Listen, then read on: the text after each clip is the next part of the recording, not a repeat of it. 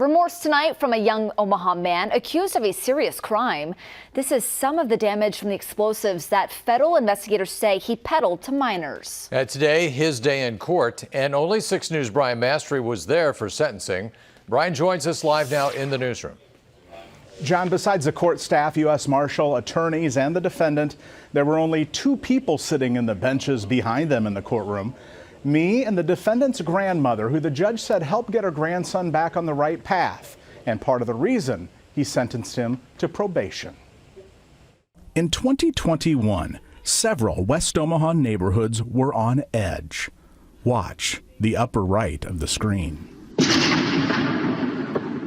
Someone blew up the porta potties at Kingwoods Park near 137th and Spring Streets. So powerful, pieces made it to the baseball diamond. Fire department responded to put out what was still burning. Weeks later, another explosion in another part of town, this time near 180th and Center. This one just as damaging. One neighbor shared his concern as seeing what it did to the all-brick mailbox. Heavy pieces of cast iron scattered like popcorn on a windy day.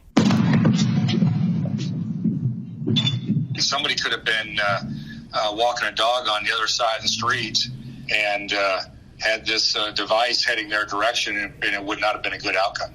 Today, Kalem Barber, the 24-year-old who investigators said initially provided the materials and components for those powerful blasts, had his day in court after pleading guilty to 1 count of storing explosive materials in unmarked, unlocked, and unsecured containers at his home.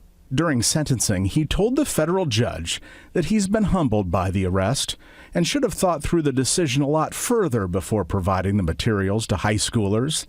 He also realizes the damage and liability could have been 100 times worse.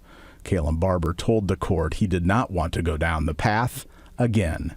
Federal Magistrate Judge Michael Nelson told him it was foolish to put so many others in danger and a terrible error in judgment, but acknowledged that it was out of his character and commended him by starting the rehabilitation process for the last year and a half. For that, the judge sentenced him to 2 years of probation.